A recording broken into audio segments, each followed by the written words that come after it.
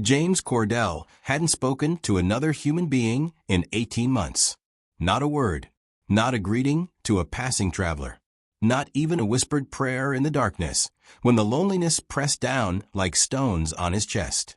He'd chosen this silence deliberately, the way a man chooses to amputate an infected limb to save his life.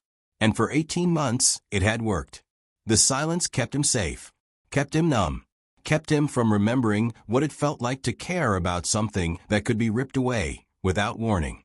His cabin sat in a canyon, so remote that even the Apache hunting parties avoided it. The land was harsh here, unforgiving, the kind of place where a man could disappear completely if he wanted to. And James wanted to. Every morning, he woke to the same routine.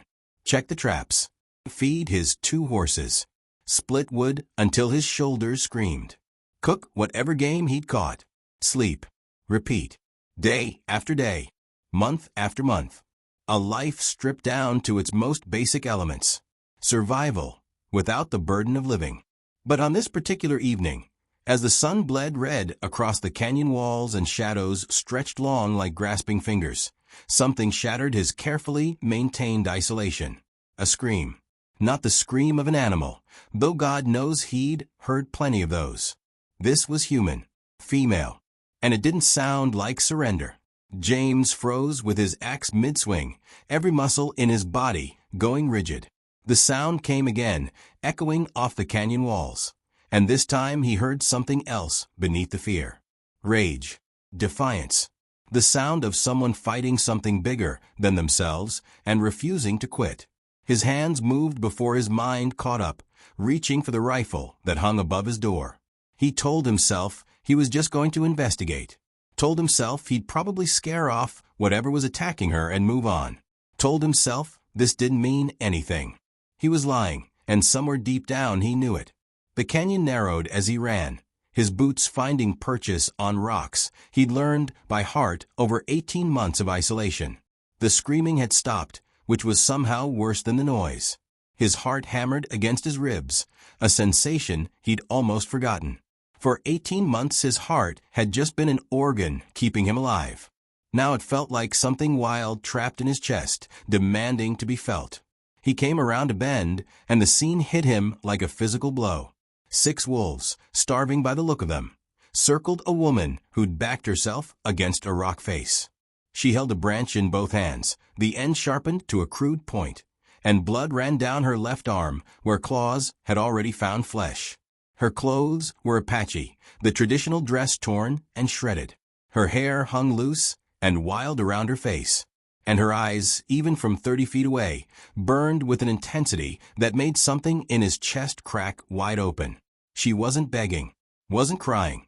She was snarling right back at the wolves, daring them to come closer. James raised his rifle and fired. The shot exploded through the canyon, and 4 of the wolves scattered immediately. But the alpha, a massive gray beast with ribs showing through matted fur, held its ground. It turned its head toward James, calculated the new threat, and made a choice. The wolf lunged at the woman one final time before James could chamber another round. She moved. Despite her wounds, despite the blood loss, despite everything, she moved like a fighter. The sharpened branch came up and caught the wolf in the shoulder, not a killing blow, but enough to make it yelp and stumble. James fired again. This time the bullet found its mark. The wolf dropped, and the remaining pack melted into the darkness like smoke. Silence crashed down over the canyon. James lowered his rifle, his hands shaking with adrenaline, and for the first time in 18 months, he looked directly into another person's eyes. She stared back at him, her chest heaving, blood dripping from her wounds, and something passed between them that had no name. Recognition, maybe, or inevitability, the sense that whatever came next had already been decided by forces neither of them controlled. She took one step toward him, then her legs buckled. James moved without thinking, crossed the distance in 3 strides, and caught her before she hit the ground. The moment his arms wrapped around her, the moment her weight settled against his chest, the moment her blood soaked warm through his shirt, 18 months of careful numbness shattered like glass. She felt real, solid, warm, alive. Her breath came in ragged gasps against his neck. Her fingers clutched at his collar with desperate strength. And the smell of her, beneath the blood and fear and dirt, was something that went straight to a part of his brain he'd thought had died completely.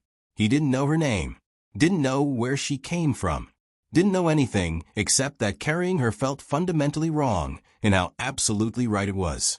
She tried to speak, the words coming out in Apache too fast for him to catch. Then she switched to broken English. The wolves. I couldn't. Her voice cracked. Thank you. James didn't respond. Couldn't respond. He just adjusted his grip, made sure her wounded arm was supported, and started running. The wolves were gone, but that didn't mean they'd stay gone. Starving animals got bold, and wounded prey was exactly what they'd been hoping for. His cabin was a quarter-mile away, and he covered the distance in what felt like seconds and hours at the same time. Every step made her breath catch. Every jolt made her fingers tighten on his collar. And every moment he held her, he felt more of his carefully constructed walls crumbling to dust. The cabin door slammed shut behind them with a finality that echoed through his bones. James laid her on the workbench he used for cleaning game, the only flat surface large enough. Blood pooled beneath her immediately, dark and viscous in the lamplight. He grabbed clean cloth from his shelf, the strips he kept for binding wounds on his horses. His hands moved automatically, years of frontier living making them steady even when his pulse was pure chaos. The gashes on her shoulder were deep, parallel lines where claws had torn through flesh and muscle. Her leg was worse, puncture wounds from teeth that had locked on and tried to drag her down. He needed to stop the bleeding first, then worry about cleaning and stitching. His fingers pressed cloth against the worst wound on her shoulder, applying pressure that made her body go rigid. But her eyes never left his face. Even through the pain, even as consciousness flickered in and out, she watched him with an intensity that made his skin prickle. There was something unnerving about her stare. Not gratitude, exactly, though that was there. Not fear, though she had every reason to be afraid. Something else entirely. Something that felt like she was reading him, peeling back layers he'd spent 18 months carefully constructing, seeing straight through to the hollow space where a man used to be. "What's your name?" he asked, partly to distract her from the pain, partly because the silence felt too heavy with things he wasn't ready to acknowledge. She drew a breath, and he could see the effort it took. Casa. The name came out rough, but clear. It means dressed in fur. "Well, Casa dressed in fur," he said, his voice rougher than he intended. "You're going to have to stay very still while I work. This is going to hurt." Her lips curved into something that might have been a smile if she wasn't half dead from blood loss. Pain is an old friend. The words hit him harder than they should have. He recognized that philosophy, had lived it himself for longer than he cared to admit. But hearing it from her, from this woman who'd fought wolves alone and survived, made something twist in his chest. He worked in silence after that, cleaning wounds, stitching tears, wrapping bandages. Every time his fingers brushed her skin, electricity shot up his arms. He told himself it was adrenaline, told himself it was the shock of breaking 18 months of isolation in the most violent way possible. But his hands shook when they shouldn't, and his breath caught when he wasn't in any danger, and somewhere beneath his ribs something that had been frozen solid for 18 months started to thaw. She watched him the entire time, even when he told her to close her eyes and rest, even when pain made her bite her lip until it bled. She kept watching. And when he finally stepped back, satisfied she wouldn't bleed out on his workbench, she pushed herself up onto her elbows despite the agony that clearly shot through every nerve in her body. "You saved my life," she said simply. The words carried weight beyond their meaning. James turned away, busied himself cleaning blood off his hands in the basin by the window. The water turned pink, then red. Any man would have done the same. No. Her voice came stronger now, more certain. Most men would have kept walking, kept themselves safe. You ran toward the danger. He didn't have an answer for that. Didn't want to examine too closely why he'd done it. Why a man who'd spent 18 months making sure nothing could touch him had thrown himself into a wolf attack for a complete stranger. So instead, he deflected. You need rest. I'll take the floor. You take the bed. I can't take your bed. You just fought off a wolf pack. You'll take the bed. He heard her try to move, heard fabric shift, and her breath catch as pain flared. I need to see if I can walk.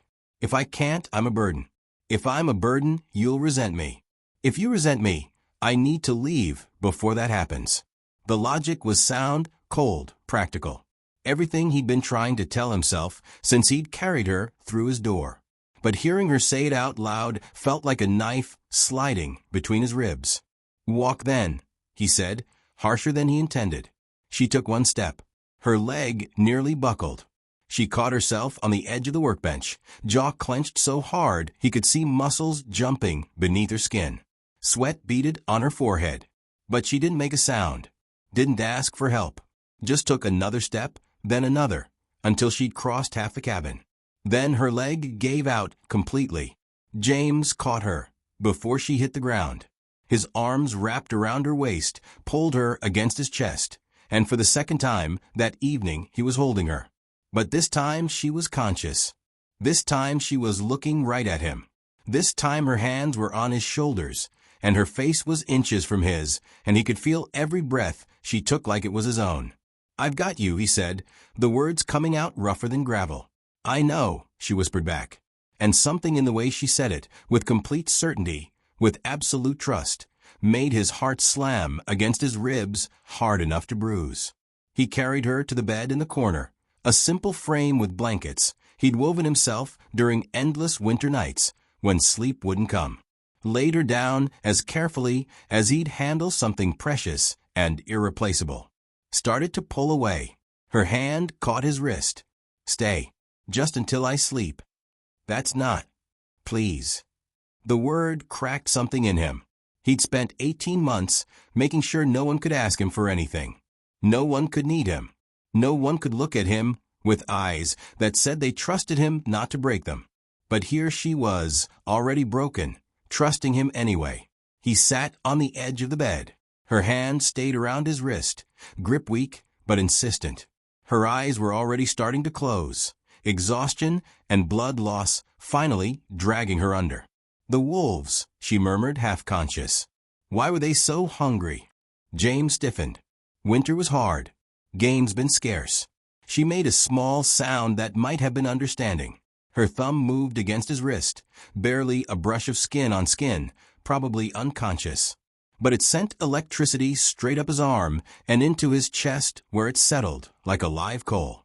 You know what it's like, she whispered, eyes still closed. To be so hungry you'd risk everything for one moment of warmth. He didn't answer, couldn't answer, because she was right, and that terrified him more than the wolves had. Cass's breathing evened out. Her grip on his wrist loosened, but didn't release.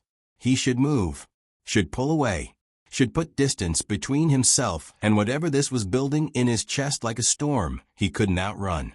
Instead he stayed, watched her sleep, watched the way her eyelashes cast shadows on her cheeks, watched the rise and fall of her chest beneath bandages soaked with her blood and his guilt and something else he refused to name. Outside, wind howled through the canyon. Inside, the fire crackled low. And somewhere between the sound of her breathing and the feeling of her pulse against his skin, James Cordell realized he'd already made a choice he didn't remember making. He was going to let her stay, not because she needed him, but because somewhere in the chaos of saving her life, he'd started needing her to survive. And that realization was more dangerous than any pack of starving wolves could ever be. Dawn came cold and merciless, the way it always did in the canyon. James woke on the floor with every muscle in his back screaming from hours spent sitting rigid on the edge of the bed before exhaustion had finally dragged him down. Cass's hand had fallen away from his wrist sometime in the night. When he looked over, she was still sleeping, her face peaceful in a way that seemed impossible given what she'd been through. He stood quietly, moved to check his horses, to do something that felt normal. But when he reached the door, her voice stopped him cold. James. He turned. She was awake, propped up on one elbow, watching him with those dark eyes that saw too much. How do you know my name? You said it. Last night, while you were working. You were talking to yourself, telling James to steady his hands, to focus, to not think about anything except stopping the bleeding. He had no memory of that. No memory of speaking at all. 18 months of silence, and apparently his first words had been to himself, about himself, while trying to save a stranger's life. The irony wasn't lost on him. You should rest more, he said, deflecting. Your body's been through trauma. My body's been through worse. She sat up fully, ignoring the pain that flashed across her face. I need to know how long I was tracking before the wolves found me. Why does that matter? Because they'll come looking for me. My people. And I need to know how much time we have. The word we hung in the air like smoke. She'd said it so naturally, like there was already a we to speak of. Like 18 hours in his cabin had created some kind of partnership. James felt something twist in his chest, caught between wanting to correct her and wanting desperately for it to be true. How long? He asked instead. 5 days. Maybe 6. I was tracking game to prove I could hunt alone. She met his eyes without flinching. To prove I didn't need the husband they chose for me. And there it was. The reason she'd been alone. The reason she'd taken risks no experienced hunter would take. The reason she'd ended up in his canyon fighting wolves with a sharpened stick. She was running from a cage, just like he was hiding in one. They'll track you here, he said. It wasn't a question. Yes. And when they find me with you, in your cabin, wearing your blankets and your bandages, they'll make assumptions. Dangerous ones. James moved back toward the bed, not close enough to touch, but close enough to see the bruise forming along her jaw, where she must have hit the ground during the attack. Close enough to count the shallow cuts on her neck, where branches had torn skin during her fight. What kind of assumptions? Cass's expression darkened. That you stole me. That you dishonored me. That you're the reason I can't return to fulfill my obligations. She paused. They won't ask what I want. They never do. The bitterness in her voice cut through his chest like a blade. He recognized it because he'd felt it himself. That impotent rage at systems that claimed to protect you while slowly suffocating everything that made you want to live. He'd chosen isolation to escape it. She'd chosen risk. Different methods, same desperation. What happens if you go back injured? He asked quietly. She was silent for a long moment, her fingers picking at the edge of the blanket. They'll say I was weak. They'll say I proved I need protection. They'll force the marriage to keep me safe from my own foolishness. Her jaw clenched. And if I refuse again, they'll exile me. Make me tribeless. Which means I'm prey for anyone who finds me. So you have no real choice. I never did. She looked up at him, and the fire in her eyes could have burned down the whole canyon. That's why I ran. James felt something shift in his chest, a recognition so profound it made his breath catch. She wasn't just running from an arranged marriage. She was running from the same thing he'd been running from. The crushing weight of other people's expectations. The suffocation of being told who you were supposed to be instead of being allowed to discover it yourself. The cage of carrying what happened to you, because it meant someone else could control you through that carrying. They were the same. Different circumstances, different cultures, different choices. But the same desperate need for freedom, even if that freedom meant being completely alone. How long before you can ride? He asked. She blinked, surprised by the question. A week? Maybe less if I push through the pain. Don't push, he said firmly. Heal properly. You'll need your strength. For what? For whatever comes next. He moved to the window, looked out at his land, the canyon stretching empty and vast. When they come, we tell them the truth. Most of it, anyway. I found you dying. I gave you medical care. I was planning to help you return as soon as you could travel. And the rest of the truth? He turned back to face her. The rest is that you're free to make your own choices. And if you choose to stay here while you heal, that's your business, not theirs. Something shifted in Cass's expression. Hope maybe, or surprise, or something fiercer that James couldn't quite name. You'd stand against my people for a woman you just met? I'd stand for your right to choose your own path. Yes. Why? The question hung between them, demanding honesty he wasn't sure he was ready to give. But looking at her face, seeing the wounds she'd earned fighting for her freedom, seeing the steel in her spine despite the pain she was in, he found himself speaking truth he'd barely admitted to himself. "Because I know what it's like to run," he said quietly. "And I know what it's like when no one helps you." The silence that followed felt heavy with unspoken things. He heard her shift on the bed, heard fabric rustle, heard her breath catch as pain flared. Then he heard her voice, steady and certain despite everything. "James." He turned. She was looking at him with an intensity that made his pulse jump. Her dark hair fell across her shoulders, tangled and wild. Her wounds were visible beneath his spare shirt she'd changed into while he slept. But her eyes were clear and sharp and absolutely focused on him. "When they come," she said slowly, "you need to let me handle it. You need to stay back and let me speak first. Like hell I will. If you defend me too strongly, they'll think you're controlling me. They'll think I have no voice. You have to let me prove I'm choosing this myself." She paused, something fierce crossing her face. "Let me prove I'm not a prize to be won or lost. Let me prove I'm a person making my own decisions." James felt something crack open wider in his chest. This wasn't just about survival anymore. This wasn't just about avoiding an arranged marriage. This was about dignity. About refusing to be diminished, even when diminishing would be easier. About standing up and saying I matter, when the whole world was trying to convince you that you didn't. He found himself walking back to the bed. Found himself sitting on the edge again.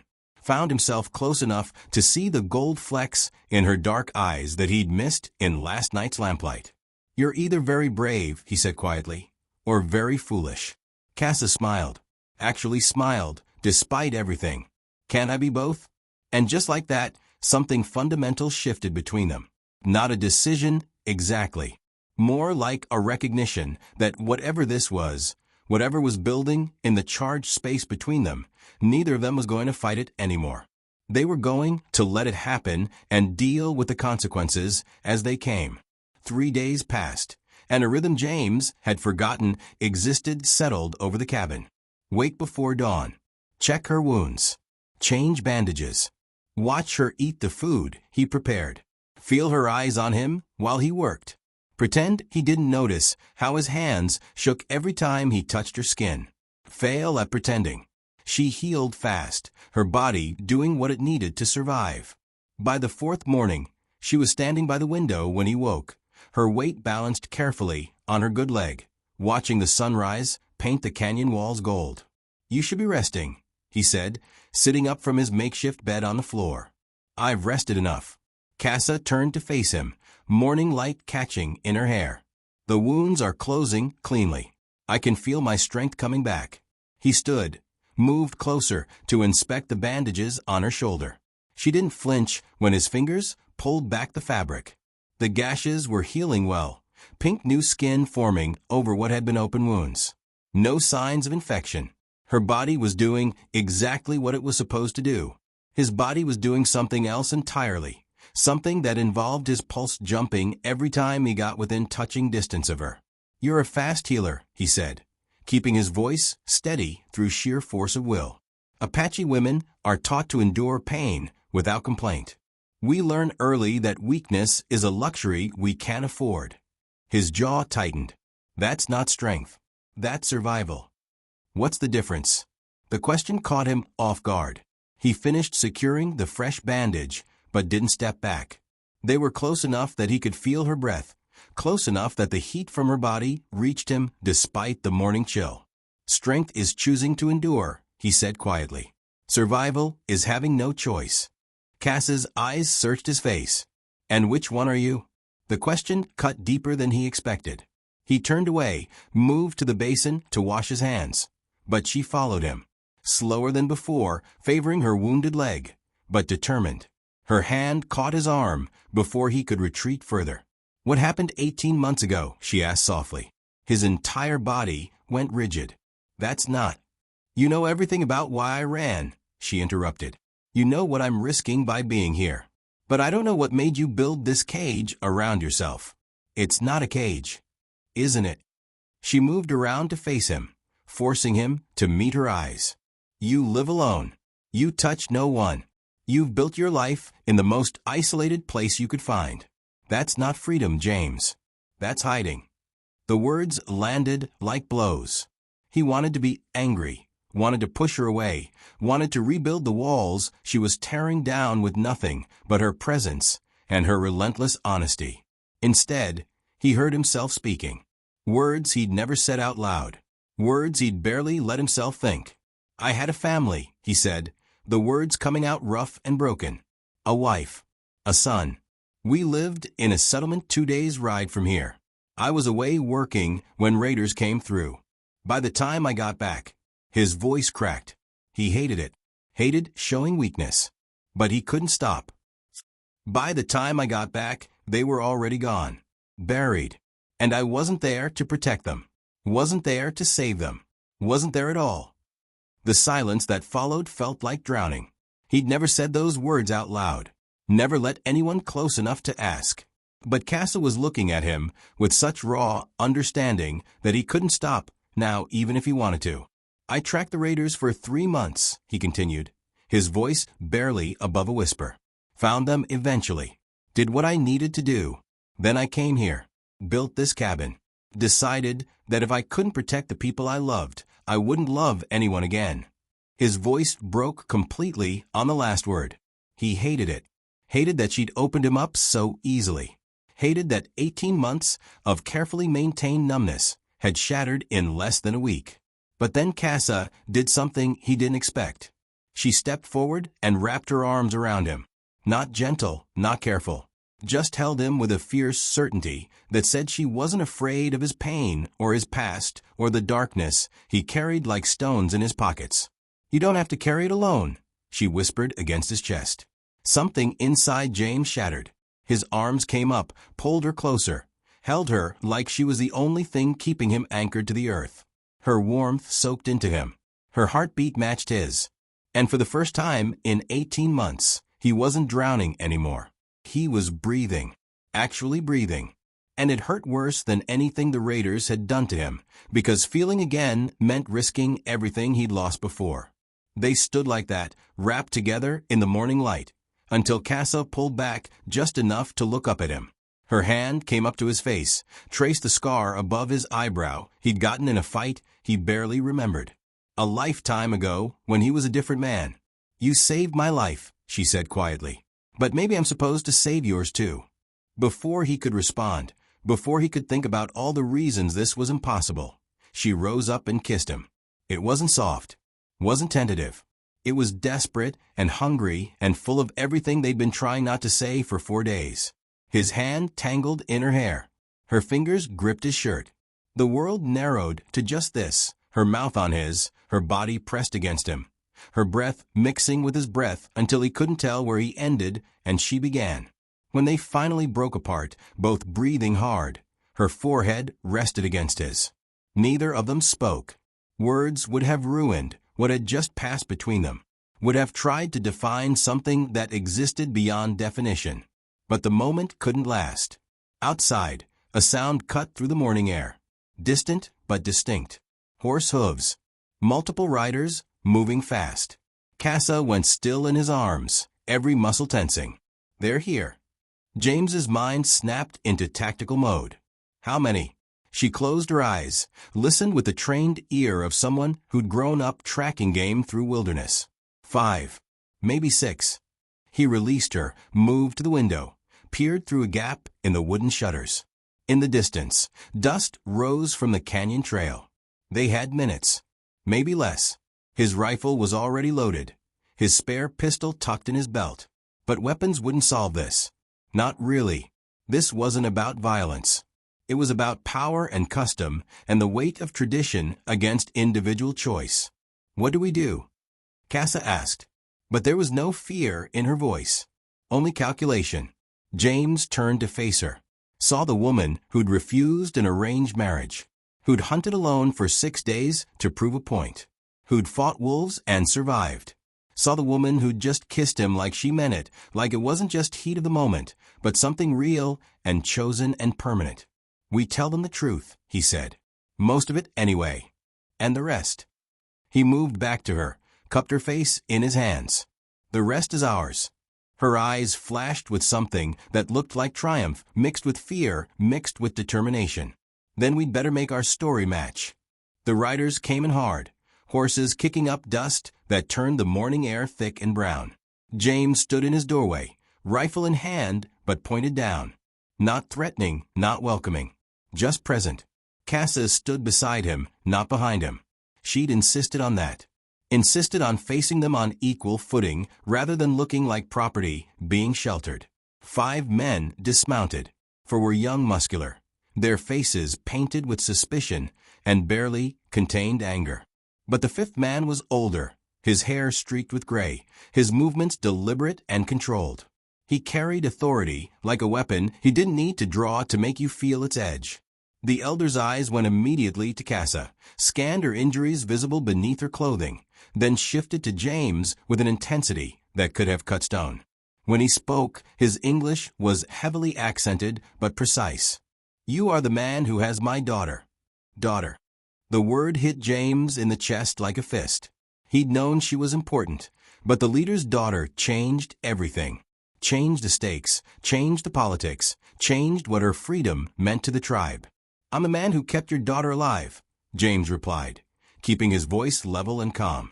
The elder moved closer, his warriors fanning out behind him in a formation that was clearly practiced. "By taking her into your home, by touching her, by keeping her from her people. He found me dying." Casa's voice cut through the tension like a blade. She spoke in English deliberately, making sure James could follow. "The wolves had torn me open. I was bleeding out in the canyon. He saved me when no one else was there." "You should not have been alone," the elder said, and the disappointment in his voice was worse than anger would have been. "No," Casa agreed. "I should have been trusted to make my own choices about my life."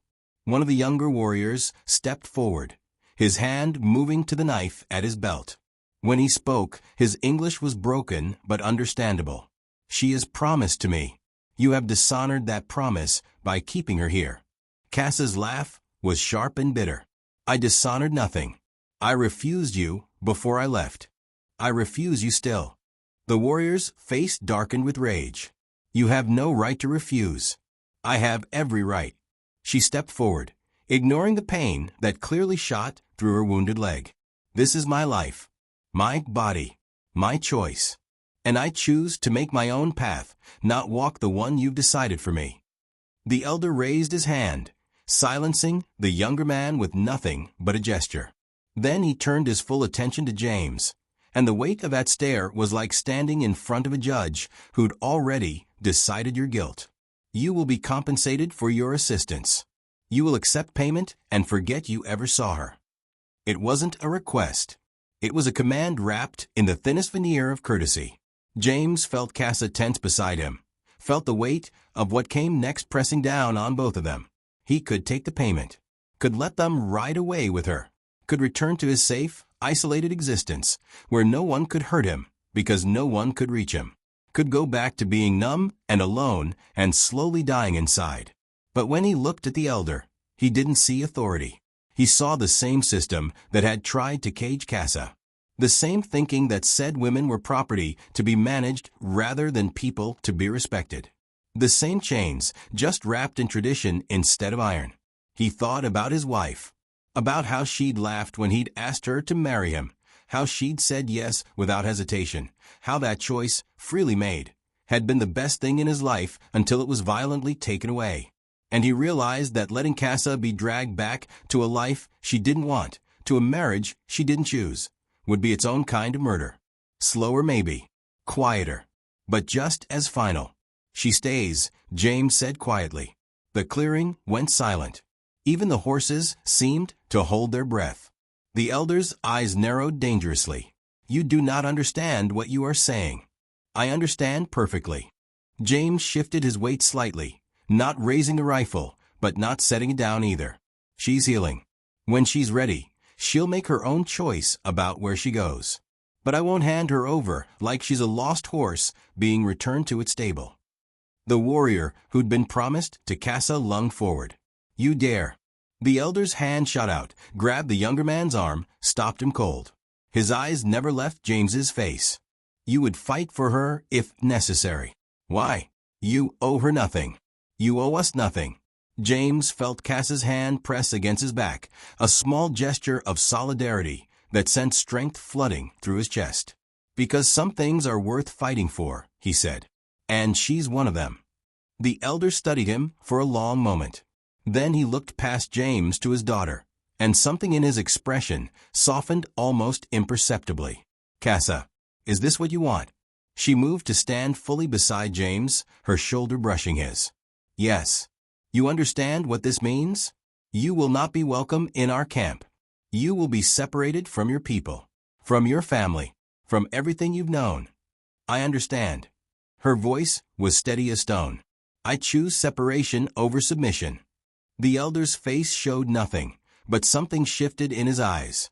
Pain maybe, or respect, or both at once. Then you have made your choice, he said, and you will bear the consequences. He turned to leave, but the warrior Cassa had refused wasn't finished. His hand went to his knife, pulled it free with a sound like finality. If I cannot have her, no one will. He moved fast, but James was faster. The rifle came up, hammer cocking in one smooth motion that came from years of frontier living, where slow meant dead. The sound stopped the warrior mid-stride. Don't, James said softly, and the quiet in his voice was more dangerous than shouting would have been. Walk away. For a heartbeat, the world balanced on the edge of violence. Blood and death hung in the air like a promise waiting to be fulfilled. Then the elder spoke sharply in Apache, words James didn't understand, but whose meaning was crystal clear. Stand down. The warrior's jaw clenched so hard James could hear teeth grinding. But he sheathed his knife, the blade sliding home with visible reluctance. This is not over, the warrior said in broken English, his eyes burning into James with pure hatred. Yes, Cassa said, her voice cold and final as winter. It is. The warriors mounted their horses with movements that spoke of barely restrained violence.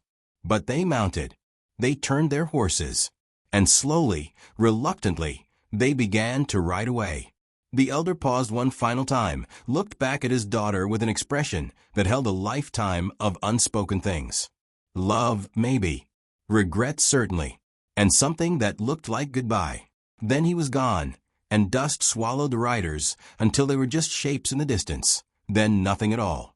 James lowered the rifle, felt adrenaline draining out of him like water, leaving his hands shaking and his knees weak. He'd just made an enemy of an entire tribe. Had just put himself between a woman and her people. Had just thrown away every bit of safety and anonymity he'd carefully constructed over 18 months of isolation. And looking at Cassa standing beside him, wounded but unbroken, exiled but free, he didn't regret a single second of it. She turned to him, her face unreadable. You didn't have to do that. Yes, he said. I did. Why? And beneath the simple question was the real one. Why risk everything for someone you barely know? Why stand against tradition and authority and violence for a woman who'd crashed into your life less than a week ago?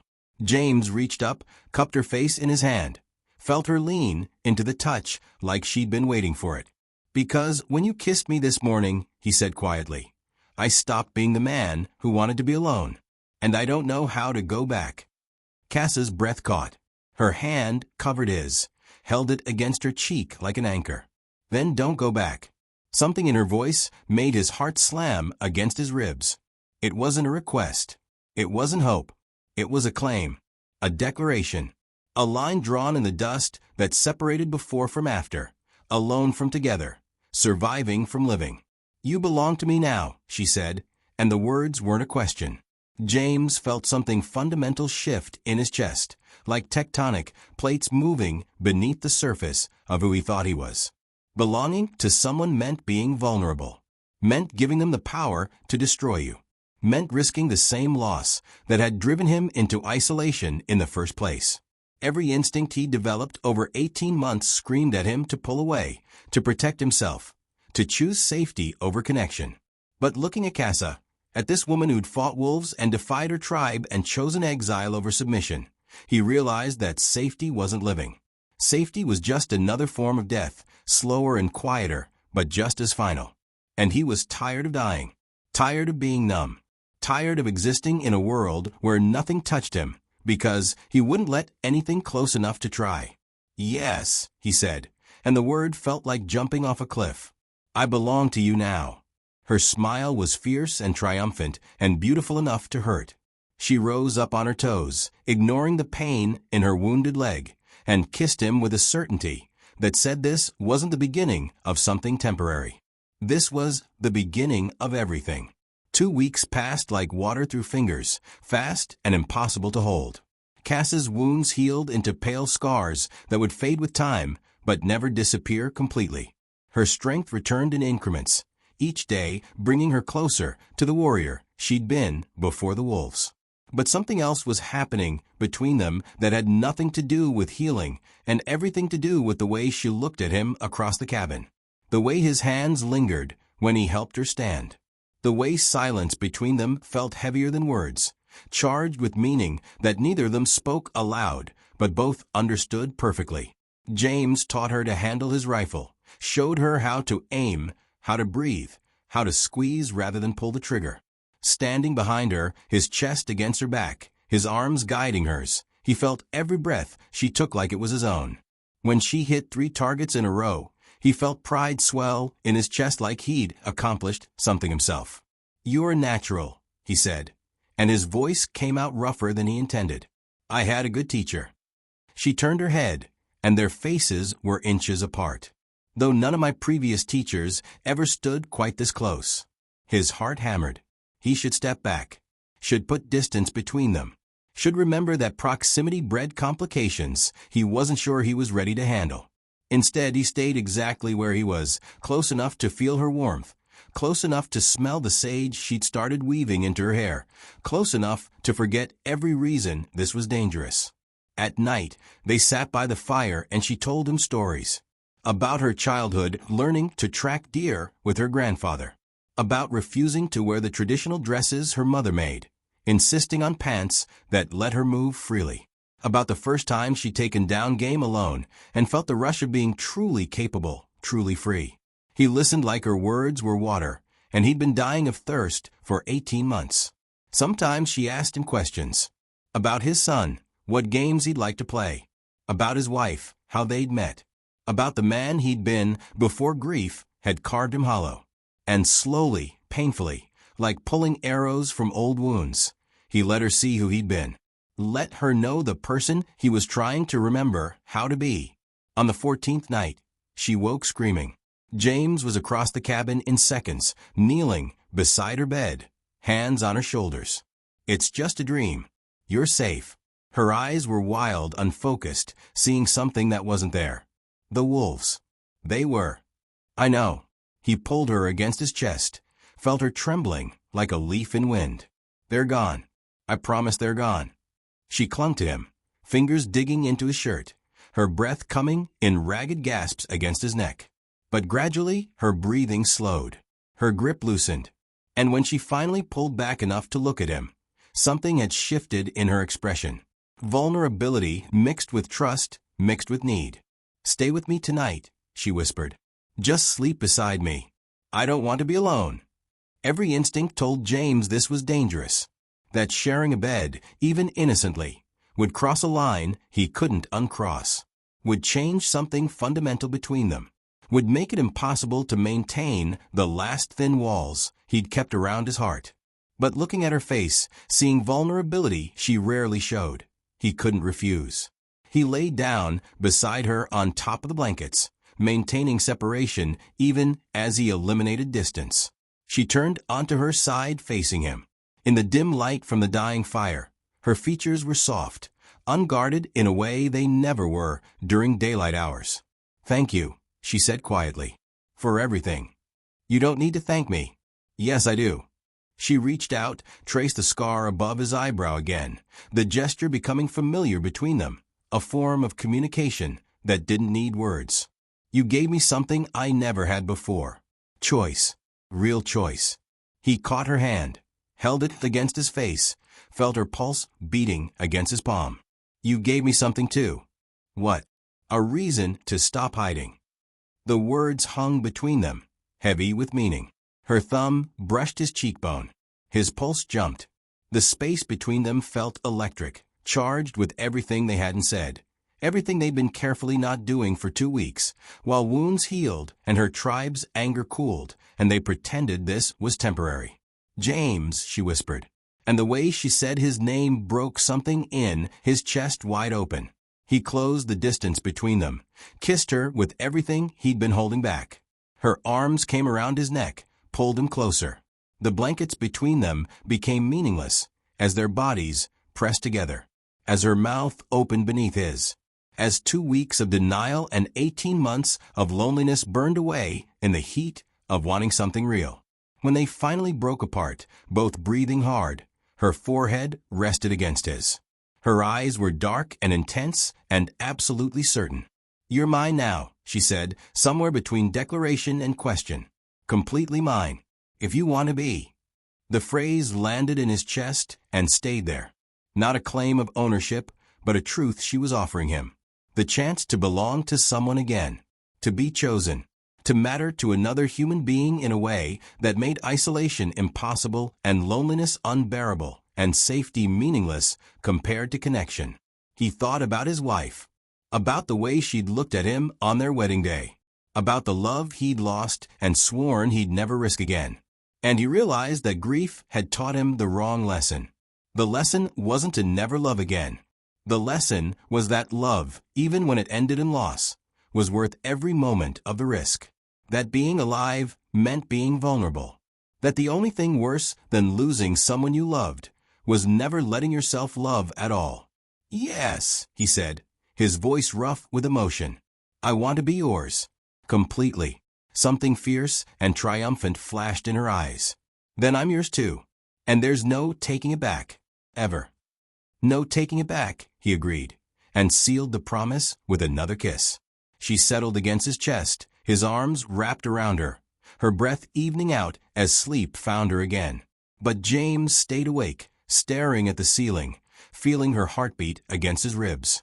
He'd just promised himself to a woman who'd been exiled from her people, who had enemies that wanted her back or dead, who had chosen freedom over safety at every turn.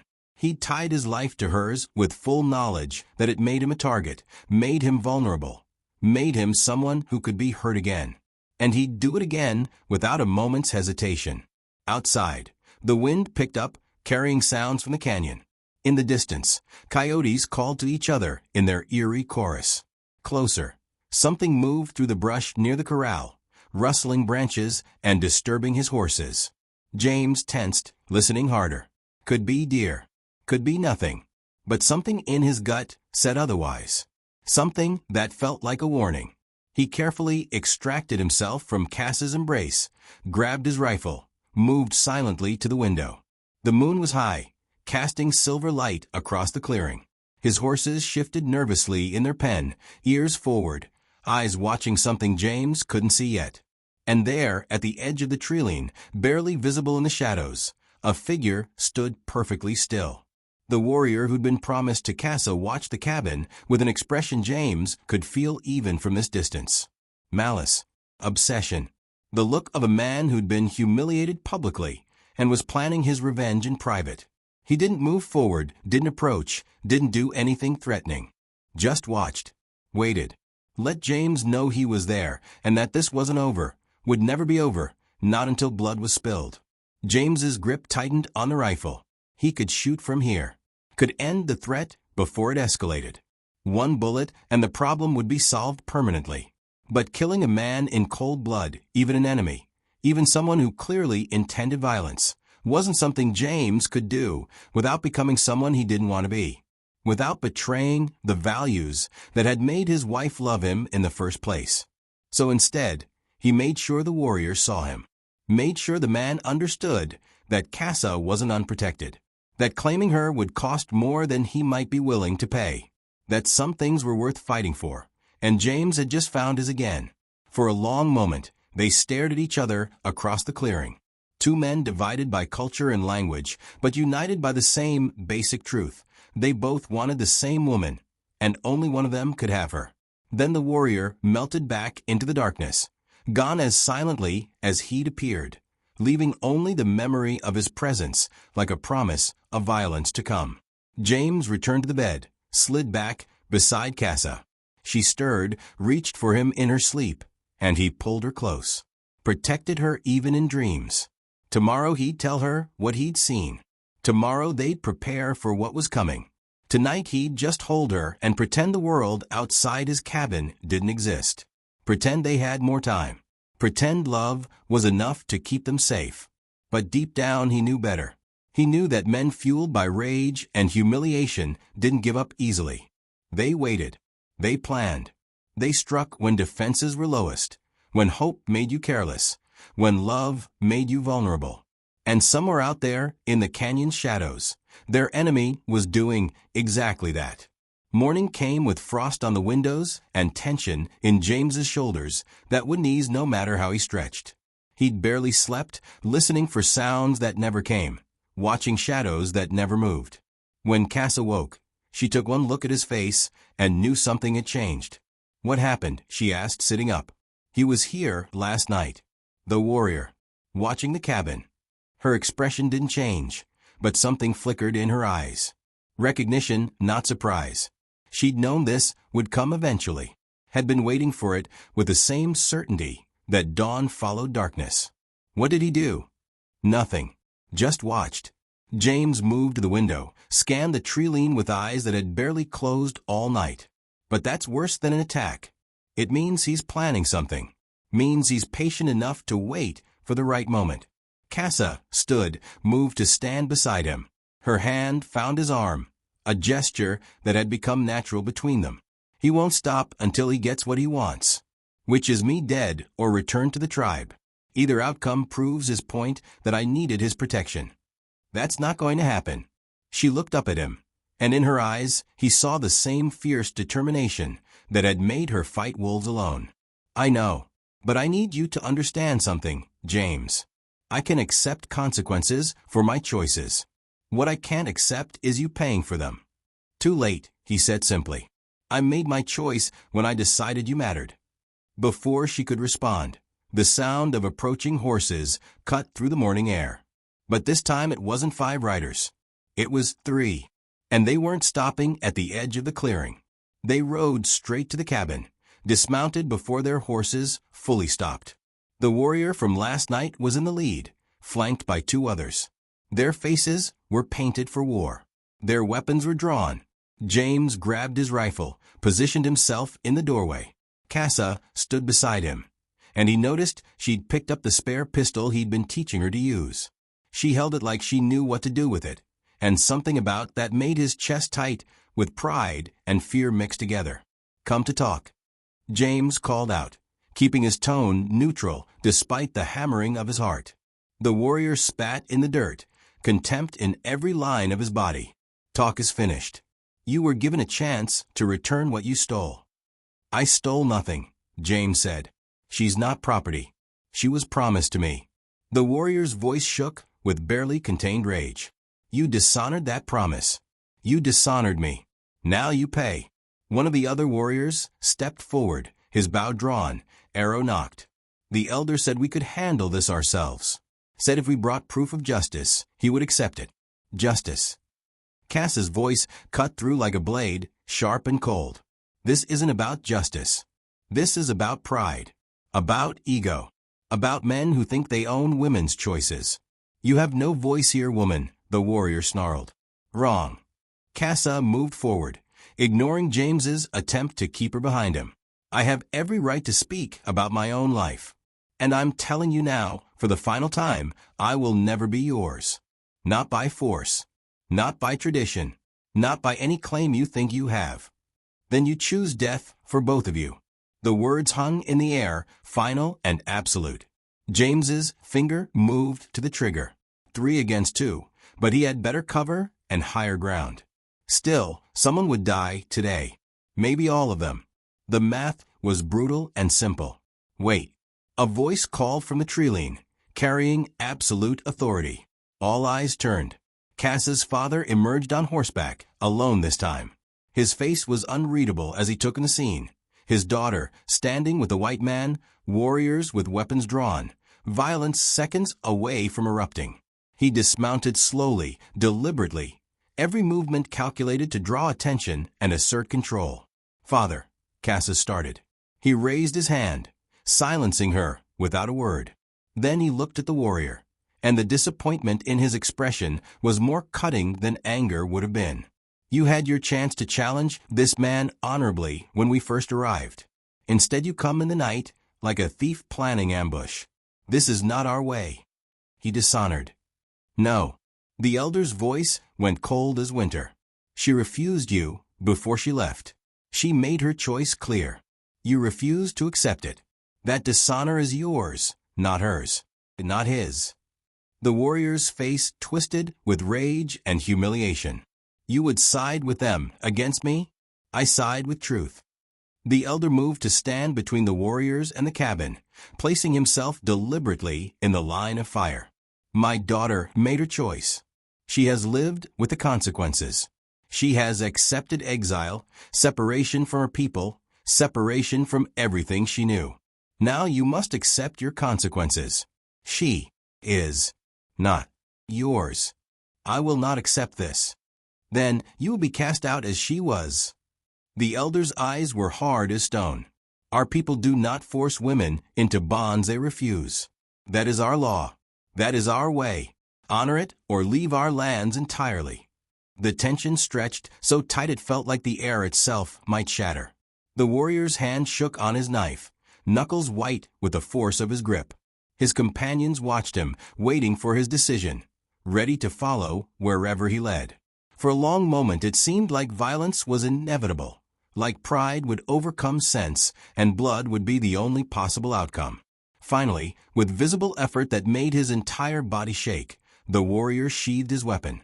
But his eyes, when they found Casa, were full of poison, full of promises that this wasn't finished, that exile or no exile, consequence or no consequence, he would find a way to make her pay for choosing someone else. "This is not finished," he said, his voice low and dangerous. "Yes," Casa replied, her voice steady as bedrock. "It is." The warriors mounted their horses, rode away without another word.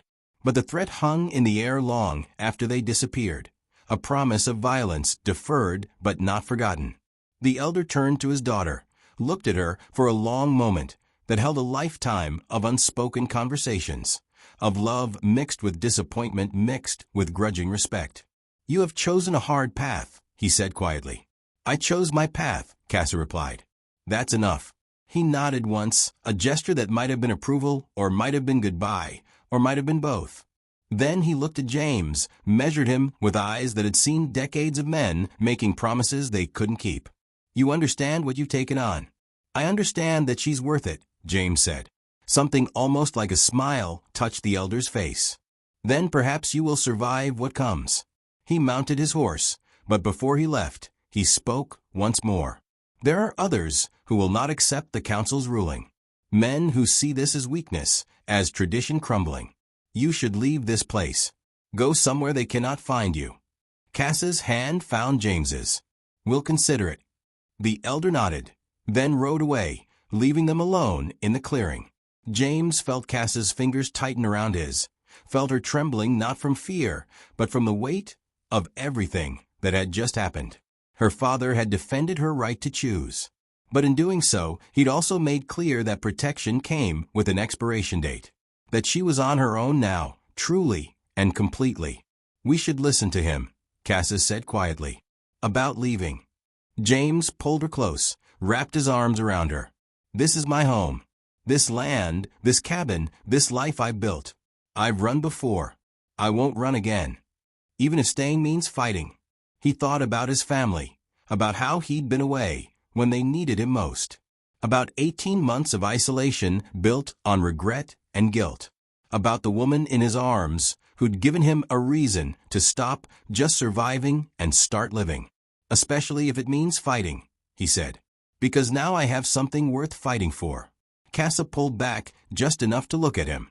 Her eyes were bright with unshed tears and fierce determination mixed together. "Then we fight together." Together, he agreed. But even as he said it, even as he held her, James's eyes scanned the treeline. The warrior had left. But men fueled by rage and humiliation didn't give up easily. They waited. They planned. They struck when defenses were lowest. And somewhere out there, in the canyon shadows, James knew their enemy was doing exactly that. The question wasn't if he would come back. The question was when, and whether James would be ready when he did. 3 nights later, the attack came. James woke to the smell of smoke. Not the comfortable smoke of a dying fire, but the sharp, acrid smell of burning wood soaked in oil. He was on his feet instantly, rifle in hand, already knowing what he'd find before he reached the window. The corral was on fire. Orange flames climbed into the night sky, turning darkness into flickering daylight. His horses screamed, panicked and trapped. And standing at the edge of the firelight, visible and deliberate, the warrior watched with satisfaction carved into his face. 2 others flanked him, their expressions eager for violence, for revenge, for blood. They wanted him outside, wanted him to choose between saving his horses and defending his home, wanted him divided and vulnerable, wanted this to be easy. But James had spent 3 weeks preparing for this exact moment, had planned for every scenario, had made sure he and Casa could fight as a unit instead of as individuals. "Casa," he said sharply, and she was already moving. She grabbed the second rifle he'd prepared, positioned herself at the back window, while he covered the front. They'd practiced this, planned for it, knew exactly what came next. "The horses," she said, pain in her voice. "I know." His jaw clenched. "But if we go out there, they'll kill us both. The horses or our lives. That's the choice they're giving us. Then we give them a different choice." Before he could ask what she meant, Casa aimed and fired. Not at the men, but at the corral gate's locking mechanism. The wood splintered. The gate swung open. His horses, wild with fear and survival instinct, stampeded out directly toward the 3 warriors who'd created their terror. Chaos erupted. The men scattered, shouting, trying to avoid being trampled by panicked animals that weighed half a ton each. 1 warrior went down caught under hooves, his scream cutting through the night. The warrior Casa had refused Dove behind a tree. And in that moment of confusion, James and Casa moved. They came out opposite sides of the cabin simultaneously, rifles raised, positioning themselves so the warriors were caught between them in a crossfire that gave no good options. The firelight turned everything into sharp contrasts of light and shadow, made aiming difficult, but not impossible. Smoke made eyes water, made throats burn, but James's aim was steady. 18 months of hunting for survival had kept his skills sharp. "It's over," he called out. "Leave now or don't leave at all." The warrior emerged from behind the tree, knife drawn, rage making him reckless in a way that would get him killed. "You think you've won? You think you can keep her?" "I don't keep her," James said, his voice calm despite the adrenaline flooding his system. "She stays because she chooses to. Then she chooses death." The warrior lunged, but not at James. At Casa, moving fast, using the smoke as cover, closing the distance before she could properly aim. But Casa didn't need to aim carefully. She'd been hunting since childhood, tracking animals that moved faster and more unpredictably than any man. She sidestepped like she'd known he was coming, swung the rifle, but in a short, brutal arc, and connected with his jaw with a crack that echoed across the clearing. The warrior went down hard. His knife skittered away across the dirt.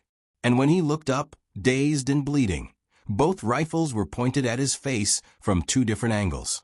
The other 2 warriors had fled, leaving their companion alone and defeated in the dirt. His pride shattered more thoroughly than his jaw. "You lost," Casa said, her voice cold and final as death. "Not because he's stronger than you. Not because I chose him over you. You lost because you never understood that I was never yours to win. I was never anyone's to win. I'm a person, not a prize. And until you understand that, you'll keep losing." The warrior's face twisted with humiliation and rage, and something that might have been understanding beginning to dawn beneath the anger. But whether he truly understood or not didn't matter anymore. This was over. Finished. Done. Go, James said quietly. And don't come back. For a moment, it looked like the warrior might refuse. Might choose death over the shame of retreat. Might force them to kill him just to prove a point about pride and honor and masculine ego. But survival instinct won out. He dragged himself to his feet, stumbled toward the treeline, disappeared into darkness, leaving only the memory of his rage behind. The fire still burned, but the corral was mostly intact. His horses had scattered into the canyon, but would return by morning. They always did. And standing beside him, rifle still ready, breathing hard but uninjured, was the woman who'd fought alongside him like they'd been doing it for years instead of minutes. James lowered his weapon, looked at her, really looked at her. Casa stood in the firelight, her hair wild, her face smudged with smoke, her eyes fierce and alive and absolutely certain. She'd faced down the man who tried to claim her, had defended herself and him without hesitation, had proven that freedom wasn't just something she wanted, but something she could fight for and win. She lowered her rifle, turned to him, and smiled despite everything. That was your plan? Free the horses and hope they cause chaos. Best bad option we had, he said, and felt a laugh bubble up from somewhere deep in his chest. Laughter that felt like life, like joy, like the opposite of the numbness he'd carried for 18 months. Casa laughed too, the sound bright and unexpected in the aftermath of violence. Then she moved to him, wrapped her arms around his neck, and kissed him hard. Relief and adrenaline and triumph all mixed together in that kiss, along with something deeper. The certainty that they could face whatever came. That together was stronger than alone. That belonging to each other meant fighting for each other, protecting each other, choosing each other over and over again, regardless of cost. When they broke apart, he pressed his forehead to hers. You know they might come back. Let them, she said. We'll be ready. And looking at her, James believed it. Believed they could face whatever came. Believed that together was stronger than alone. Believed that the 18 months he'd spent hiding from life had been necessary to lead him exactly here, to this moment, to this woman who'd saved him by letting him save her. 6 months later, they were still there. The cabin had grown, a second room added on for the life they were building together. His horses had returned and been joined by 2 more that Casa had trained herself with a patience and skill that made him fall in love with her all over again every time he watched her work. The garden she'd planted behind the cabin grew wild and abundant, providing food they'd preserve for winter.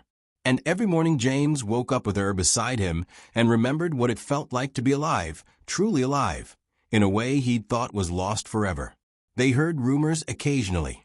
Traders passing through mentioned that the warrior had left Apache territory entirely, that Casa's father had formally recognized her choice, that the tribe no longer spoke her name with shame, but with a grudging respect for a woman who'd chosen her own path regardless of cost. But those were distant concerns. Their world had become this cabin, these lands, the life they'd chosen to build where no one could tell them who to be or how to love. One evening, sitting by the fire they'd built together, working on different tasks in comfortable silence, Casa leaned against his shoulder. Do you regret it? She asked quietly. Regret what? Giving up your isolation, your safety, your carefully maintained distance from anything that could hurt you. James looked at her, this woman who'd crashed into his life covered in blood and refusing to break, who'd chosen him as fiercely as he'd chosen her, who'd turned his carefully maintained loneliness into something that felt like home. Every day, he said. She pulled back, surprised, and he saw hurt flash across her face before he could explain. I regret every day I wasted alone, he continued, pulling her close again. When I could have been looking for you. Casa laughed, relief and joy mixing in the sound. She kissed him softly, her hand cupping his jaw in a gesture that had become as familiar as breathing. You found me anyway. No, he said, and meant it with everything in him. You found me. You crashed into my canyon covered in blood and refusing to give up, and you dragged me back to the land of the living whether I wanted to come or not. You saved me, Casa. You saved my life as surely as I saved yours. The fire crackled between them, casting dancing shadows on the cabin walls. Outside, wind whispered through the canyon, carrying the sounds of night creatures going about their lives. Inside, two people who'd both been running from different things sat together, no longer running, no longer hiding, no longer alone. "I love you," Casa said, the words simple and profound. "I love you too," James replied, and felt the truth of it settle into his bones. Love that had grown from crisis into choice, from need into want, from survival into something that made survival meaningful. They sat in comfortable silence, watching the fire burn low, neither of them in any hurry to move. Tomorrow would bring its own challenges. There would always be people who didn't understand, who disapproved, who thought they'd made the wrong choices. But tonight, in this cabin, they'd defended together. In this life they'd chosen together. In this love they'd built from blood and fire and refusal to give up, they were exactly where they were supposed to be. And that was enough. More than enough. It was everything. If you enjoyed this story of courage, choice, and second chances, click on the video appearing on your screen now to watch another tale from the untamed frontier. Don't forget to subscribe to our channel. Your support means everything, and we're grateful to have you here with us. Until next time, remember that sometimes the bravest thing you can do is let someone belong to you, and belong to them in return.